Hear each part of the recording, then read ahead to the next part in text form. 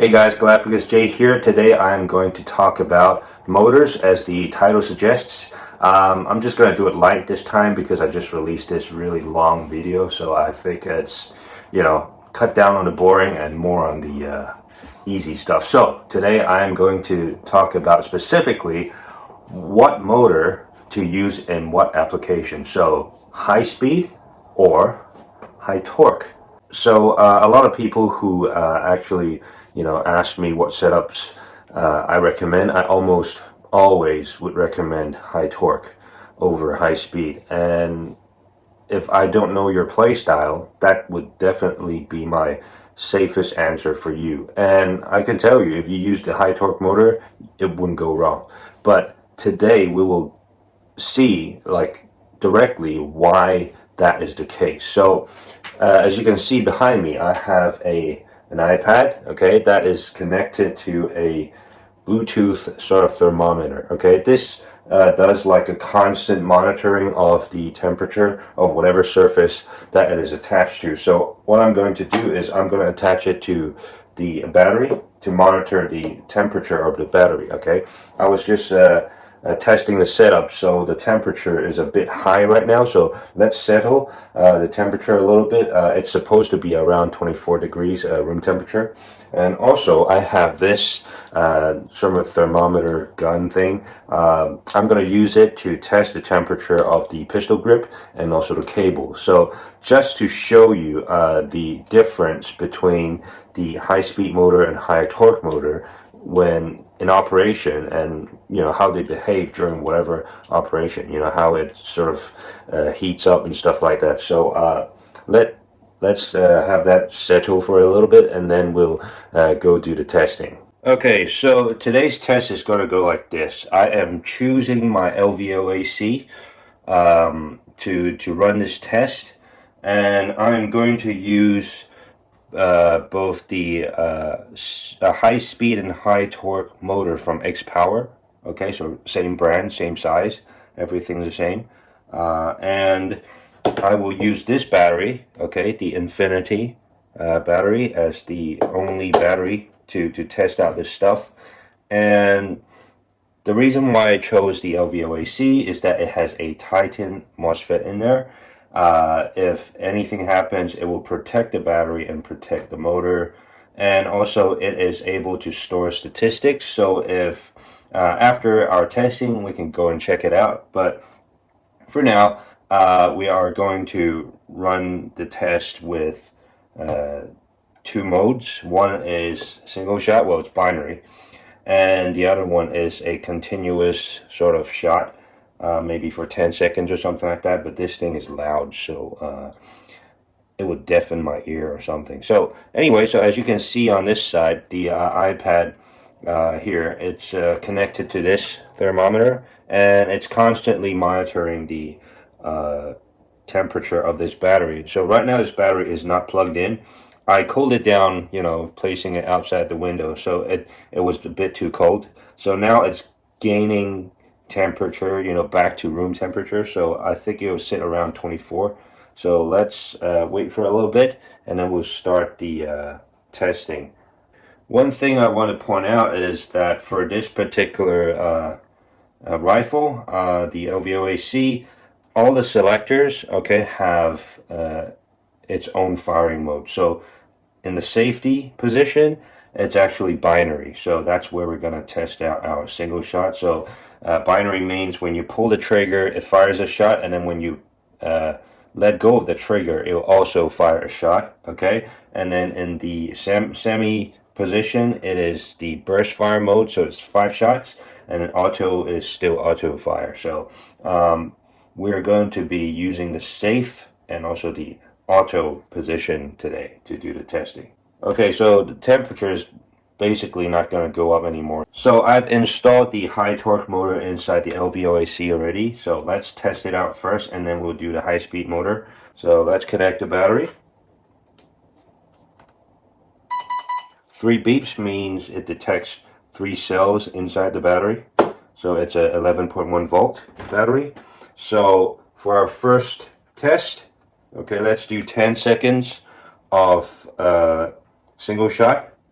I'm not going to touch the grip. I don't want to affect it. And I also do like a temperature measurement before and after. So let's do it now. On the cable, cable is 22.5. The grip is 23.8. So it's roughly around this temperature. So let's go. Okay, so let's do the single shot.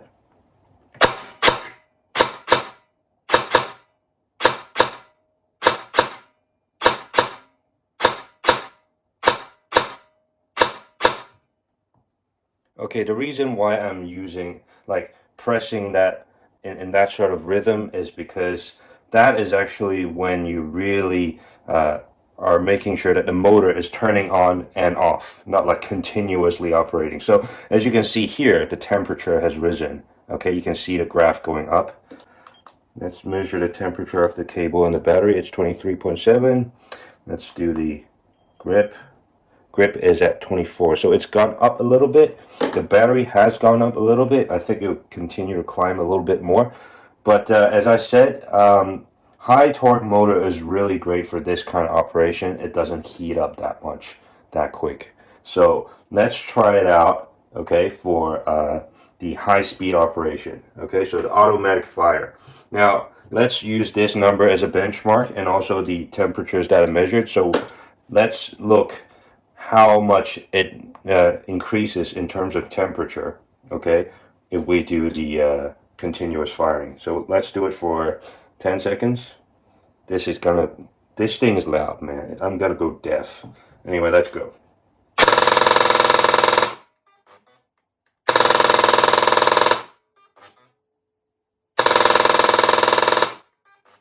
Okay, my neighbors are gonna kill me.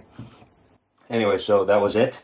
That was the automatic fire. The sound that you heard is actually a sort of like a safety protection that I set up for the Titan. I set up no more than 30 shots, so it will stop me from pulling the trigger at 30 shots. So I did it like 3 times. But anyway, so yeah, that was loud. My ears ring. God damn. But anyway, so the temperature is more like just we started at 23. Now it's when we did the single shot, it was around 24. Now it's around 25. Let's try the cable. Okay, that's cable temperature. The cable temperature at the battery is 24. So the grip is at 25.5. So that's roughly the same temperature as the battery. Okay, so I wouldn't say that's a lot of increase. It's, I don't know, what's that in terms of math, like 5%, something like that. I don't know. Is it? Let me calculate. Like every time we do the operation, it's like a 1 degree increase, right? So let's see. Yeah, okay, it's a 4% to 5% increase, okay, in terms of temperature. So let it settle for a bit, like in terms of like cooling down back to room temperature, and then we'll swap in the high speed motor and let's have a look what happens with the temperature. Okay, so I have now installed the high torque motor, high speed motor inside the LVOAC. Battery is disconnected. Let's see if the temperature settles and then we'll go for the test. Let's measure everything first. The battery cable is, battery cable is at 22.7. The pistol grip is 25. Okay, so the battery right now is sitting at 24 roughly. It's pretty much stabilized, I think. So let's connect the battery.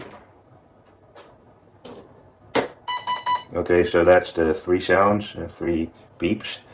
Let's do 10 seconds of single fire. Okay.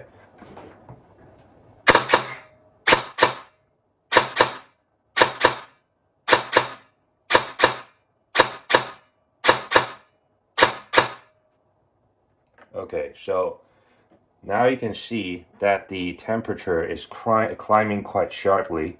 Okay, you can see it from the graph. So let's do a temperature test. Cable is at 25. The grip is at 25.3. So the temperature increase for the high-speed motor is a lot more significant. It's more like a 1% increase. Like, you know, it's about 2 degrees increase. So this was 10 seconds of operation in terms of single fire, okay? But high-speed motor is much better at continuous fire. So let's have the temperature settle a little bit, and then we'll start the automatic fire test. And we'll use all those numbers that we just got as a benchmark to see if it goes up beyond that, or whatever, how much it goes up. So it's basically roughly sitting at 24.8 now. So let's try the automatic fire. Again, I hope my neighbors won't complain and kill me. So anyway, so let's go. 10 seconds.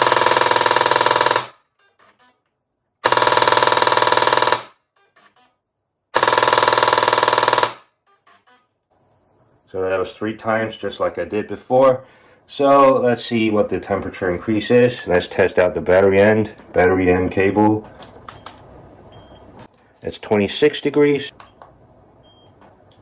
The grip is 26. So in terms of automatic fire, okay, the increase is not as sharp. So we did have, like, because it was limited at 30 shots, so there were like 2 to 3 operations where I actually had to turn off the motor and turn it back on again. So that would also increase the temperature of the battery and everything else. But during continuous fire, it shouldn't have that sort of sharp increase. But as you can see, it's climbing up to 26. When we were, I think before we started, it was like 24.8 or something. So it's not like a huge increase. Okay, so what you see on screen now are the data that I pulled from the MOSFET. Okay, this is pulled from an app called the GCS. It's supplied by Gate themselves. It's a desktop app that you use to configure your MOSFET and also to check out the stats of the MOSFET, obviously. So what you can see here, I pulled specifically the temperature and current stats. On the top is the stats for the high torque motor, on the bottom is the high speed motor. Now for a temperature, you can ignore the minimum temperature for now, because the minimum temperature is basically you know, when it sort of connected to the battery, and you know, at that time when I connected it, it was for the high torque motor at least, the window was open at that time, so it was a bit lower. But then we waited for, you know, room temperature, so it was basically starting from 23 degrees. If you think that the quality of the pictures look crap, it's because I took it with my phone, and I don't know why I did that, because I should have just taken the screen capture on the computer. But anyway, so it started, both motors started at 23 degrees sort of room temperature, but then for the high torque motor it reached up to 28, and the high speed motor reached 29 degrees. So there's a 1 degree difference. For the current, okay, if you look at average auto, so that's the average current, okay, for when you did automatic fire. Okay, so it's averaged from when you activate the motor and also when you're just holding onto the trigger. So as you're holding on the trigger, the figure is actually averaged with the you know, the activation ampage as well. So right now the high torque motor is 39.8 amps. And the high speed motor is at 41 amps. So there's a 1.2 amps difference. So the more interesting figure is to look at the peak. Okay, so that's the highest ampage that it reached. So for the high torque motor, it's 96.7 amps. And the high speed motor, it reached up to 103. So it's about, I think, let's just say 6.3 amps. So there's a 6.3 amps of difference. Now remember, all of these changes were recorded just over 20 seconds of operation. So we had 10 seconds of binary fire and we had 10 seconds of automatic fire. Now if you stretch it out to a full day of operation, then these numbers could be a lot higher, especially for the high speed motor. But it also depends on how you use it. Okay, so what I mean by how you use it goes back to the question with what's your play style. So if you are the kind of guy that just likes to pull on the trigger and just empty the clip, high speed motor is fine for you because you're just activating the motor once, and then during the sustained operation for the high speed motor, the ampage is not that great, okay? So it doesn't go crazy. It's only when you start and stop the high speed motor, then that's when it peaks to a lot higher than the high torque motor. But if you're the kind of guy that likes to do a lot of single shots, binary, or even burst fire, then high torque motor is much better for you, because if you do that with a high speed motor, you can heat up your battery a lot faster. And if you do that for a long period of time, as a general rule, heat or high temperature for batteries generally reduce the lifespan of the battery. So that's what I mean by your play style. What kind of play style are you? If you know that you're gonna do a lot of on and off, then just forget about the high speed motor, just go for the high torque motor. Because for high torque motor, you can still achieve a high rate of fire, but obviously not through the motor. You can do it through gears. So for some of my blasters, I actually use 12:1 or 13:1 gear ratio, and I can still go crazy with the rate of fire. And in that sense, you can get the best of both worlds. So for my LVOAC, for example, my safe position for the selector is binary. Okay, so I can do a lot of single shots, and I can actually do it a lot quicker, and it'll sound like automatic fire. But then for the burst fire mode, I have like 5 shots burst fire. That thing, it looks more like a shotgun fire, because this thing I set up with 16:1 gear ratio, and it's already super fast. So